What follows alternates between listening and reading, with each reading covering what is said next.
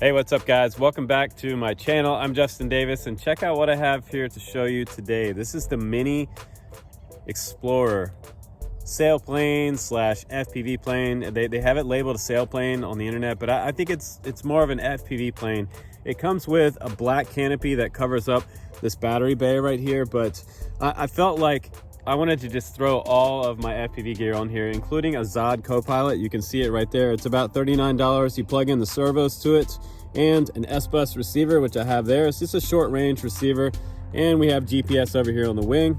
We have full telemetry up top with this little AIO camera. This is the VC400 from Zod, also around $39, but it has up to about 400 milliwatts. So for a quick little plug and play park flyer, all you have to do is power that camera. I have it powered from an extra XT30 right there, and I spliced off my traditional battery wire. So just plug in a 2S 650 milliamp and you can get around 10-minute flight time with that. If you want to run something a little bit larger, you probably could on this plane. You could probably run something up to about a 750 to 800. You might be pushing it, cramming a 1000 in there, but you guys can try that. The motor is fairly small back here, so not super big. The prop has a couple dings in it from hitting a tree earlier. It just adds a little personality to it, I think. And it just has a little attitude now. But being that it's a pusher, everything on here also being super cheap, easy to land. You just belly land it in the grass out here. And I did a couple touch and goes where I just came down in the grass and took back off again because the prop doesn't touch. And we have a T-tail back here as well.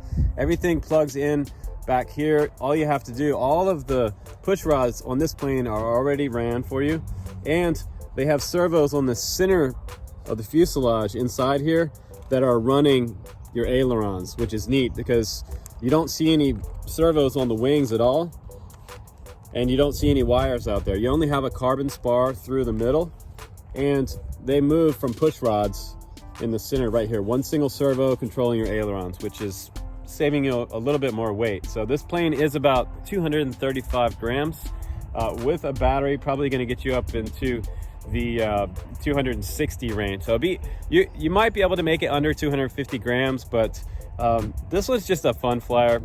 Throw whatever you want on here. It's just super ultra portable, and I love it that it's kind of like a shrunk down little Zod Ranger 757.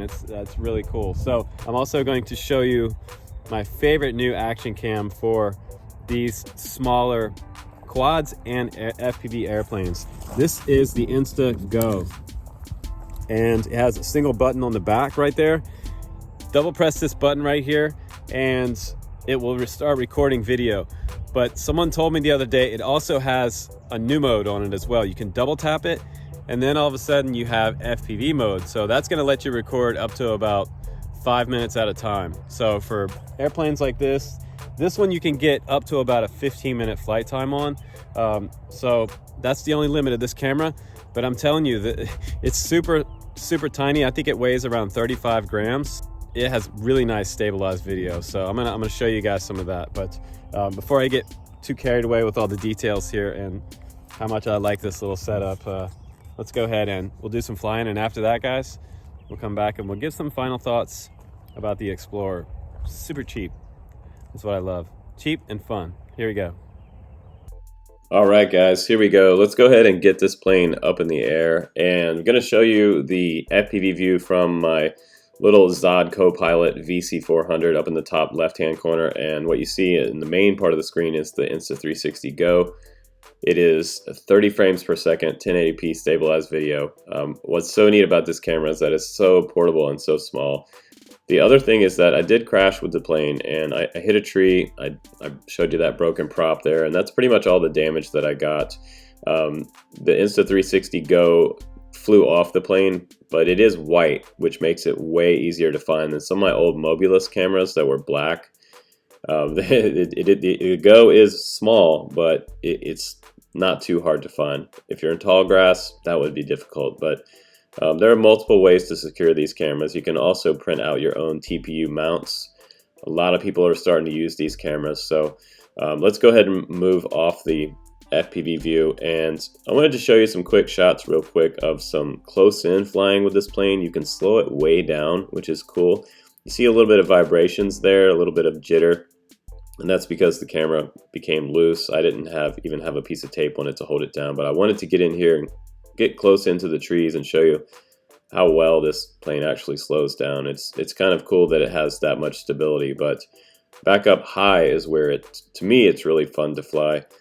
I did test this plane out on a day when there was no wind, and that is the best time to fly it. I think that since it is so light, it has a nice dihedral on the wings, so it can handle it almost can get thermals because it's so lightweight. But out over an open field, you can do that. Over top of the trees like this, you have air that the trees cool off the landscape, so they're sucking down the hot air. So you have kind of a phenomenon to where sometimes you get sucked down in the trees with an RC airplane. It happens to full-scale airplanes too, but it is the perfect day to fly now, and the stabilized video is looking pretty good on here. Now, the motor, to me, it is a brushless motor, and I think some other people said it was brushed in some previous reviews, but it's actually a brushless motor. It does perform adequately for the plane, and what's amazing about the Go to me too is you can see how much the plane is moving around, and it looks like the video is completely stabilized, like it's on a mechanical gimbal or something. It's crazy. Now I kind of wonder also if they are going to come out with some type of lens filters for this Insta360 GO. Freewell filters might possibly have a pack coming out this summer, which would be really cool. Just a little bit of lens flare there on the front end right there. But in my crash, also getting back to my crash, the front end of my plane separated, and you can take a little CA and just put it back together, the two halves, or you can, like I did, I just used a little bit of packing tape because packing tape's quite durable on this little EPO foam. It's not super heavy, but in a pinch it works good, and I didn't want to use CA at this time. But what's neat about this plane is that you can come in and you can almost like do touch and goes with it because your prop is way up. And I was trying to come down close to the ground here, and right there I kind of kissed the grass, which was really fun. So I feel like I have a lot of control with the plane, and it's only running on a 2S 650 milliamp, which I think is like so cool. And it did come with a JST, a red JST connector for my 2S battery, but I converted mine over to XT30s because I have way more 2S 650 milliamp batteries with the XT30 on there. But I'm excited about this plane, and I would like to put some crossfire on there and play around with it, because you can get a 12 to 15 minute flight time out of this plane, and for the price of it, having something this portable with so many options and this small, that's just the coolest thing to me. So I think we will, I will continue to fly this plane for sure, absolutely. And I'm going to do some more things to it, I believe. I'm going to play around with the setup on this one a little more, because it is just so much fun to fly and so affordable. That's the coolest thing to me. DIY and super affordable. I'm loving this one.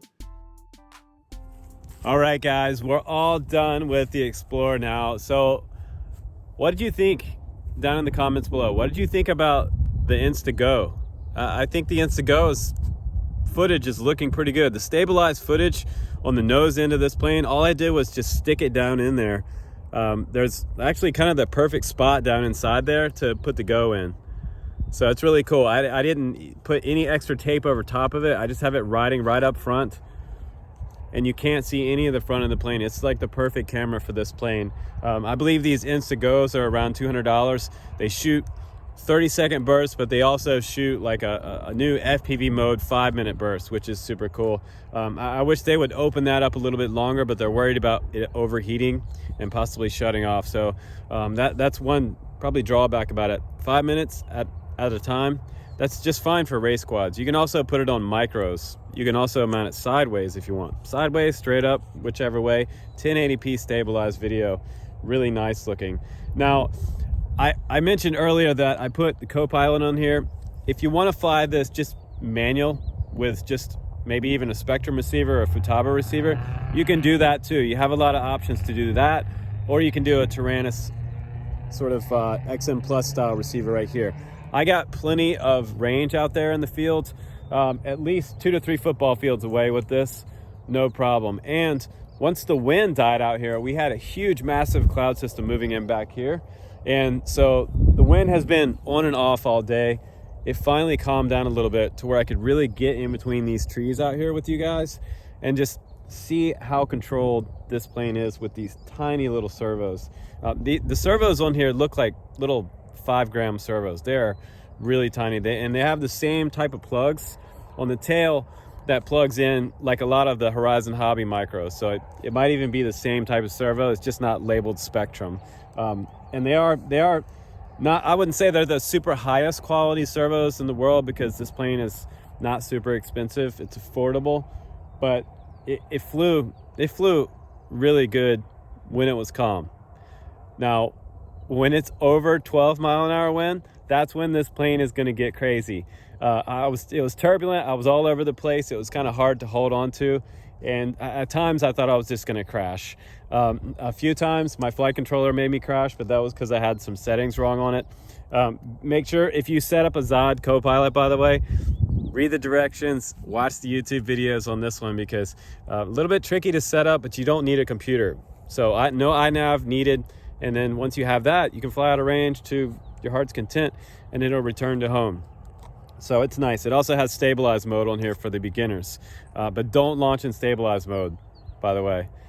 Launch it in manual and fly it manual, and then get up and do stabilize, because you want to make sure all your services are working. If it's not working right, it's going to throw you into the ground. But I have to say, 2 thumbs up for this plane, for a lot of reasons, guys, because number one, it flies great. Number 2, it's versatile. You can do a lot with this wing. Like, it reminds me of the Voluntex Ranger, like shrunk down to a mini form, like I've mentioned to people before. But it's really versatile in what you can do with the FPV on here, and it's just cute. I mean, look at a giant 757 Ranger shrunk down to miniature form. I'm gonna have a lot of fun with this one this year, and hopefully maybe I'll bring a follow-up video with this one a little bit later, and who knows, maybe I'll stick a full-blown iNav on this one, because it's the perfect platform for that, and it's cheap and portable. But thanks again for watching my channel, guys. I'm Justin Davis, and this has been the Mini Explorer. You can check this one out in the link below. If the discount code does not work, let me know, guys. We'll try to get a new one for you. I'm Justin Davis. Take care, guys. See you on the next one. Stay safe.